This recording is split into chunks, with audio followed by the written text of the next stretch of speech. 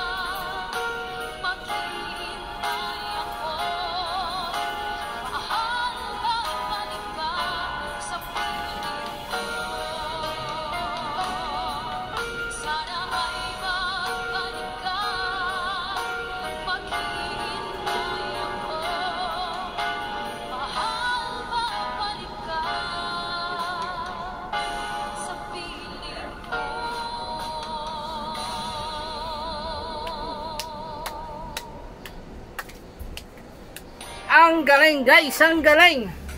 Ang ating ang kumanta ng Luha ng Pag-ibig, i-credit natin kay Odessa Campuzano. Ayan, Odessa Campuzano Ortonio. Yan po yung kanyang page. Yan guys, yung kanyang page. At meron tayong pahula dyan sa baba. Wait lang, meron tayong customer. Wait lang. Sapman. Sapman. Asan na ba yung sounds natin? Para hindi kayo ma-boring. Ayan, ikon natin. Yung sounds. Sapman. Okay, habang kayo pinaghuhula, bigyan ko lang kayo ng 2 minutes to answer. And then, tayo po ay mag-reveal na ng sagot. Last 2 minutes, okay? Ang ating pinapahulaan ay luha ng ano? Luha ng... Guys, related sa kanta to, related sa kanta. Okay, magpa-sounds tayo. Wait lang guys, asan na yung sounds natin? Habang kayo pinaghuhulat dyan, last 1 minute. Okay, last 1 minute. Pinakinggan nyo ba yung kanta? Ano kaya ang kanyang hiling? Diba? Okay.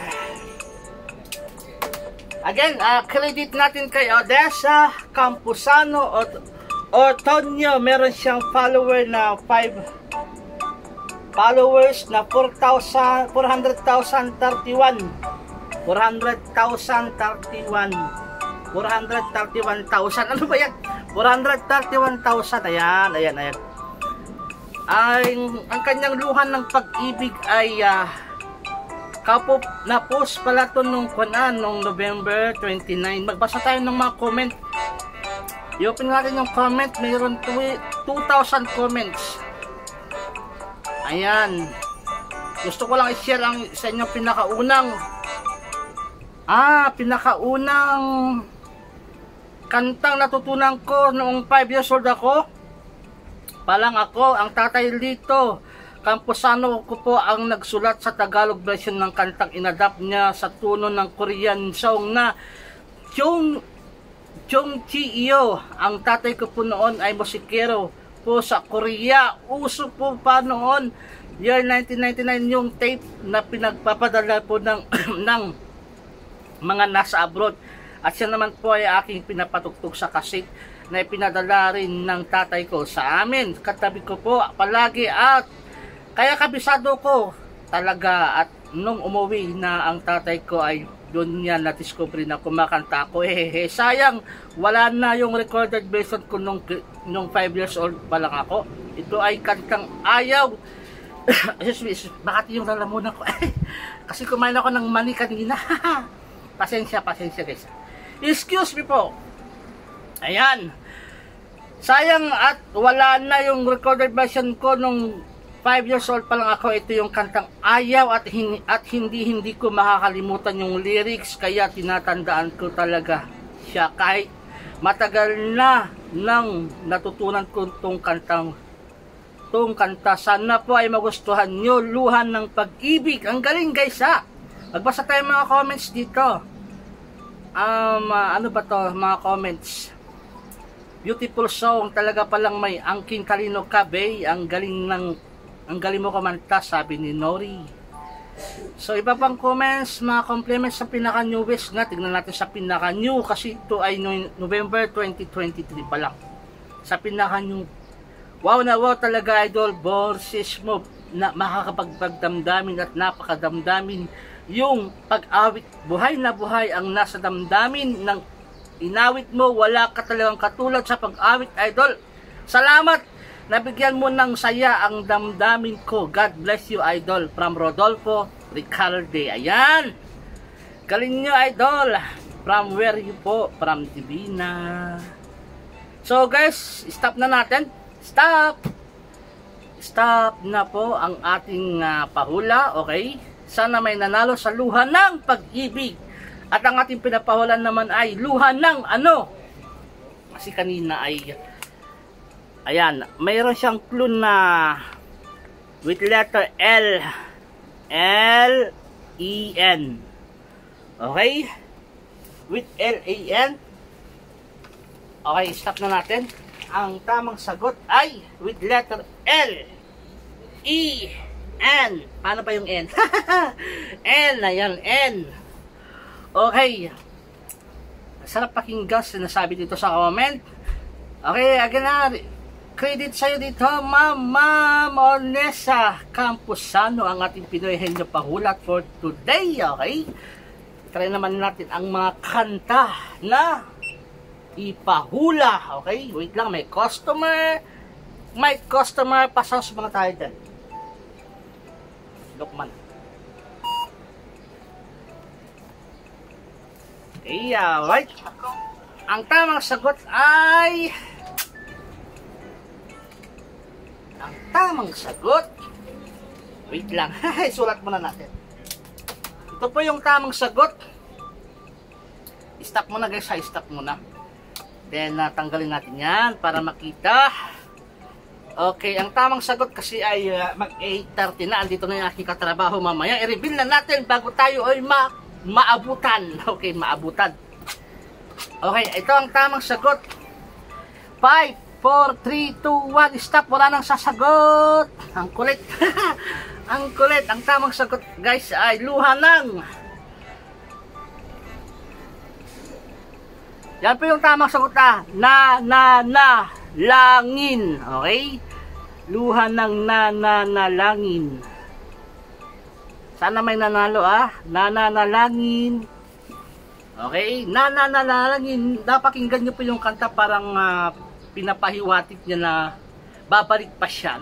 Sana bumagbalik siya. Okay, maraming salamat. Andito na yung katrabaho ko. Ayan. Andito na. Maraming salamat. Bye-bye. Thank you.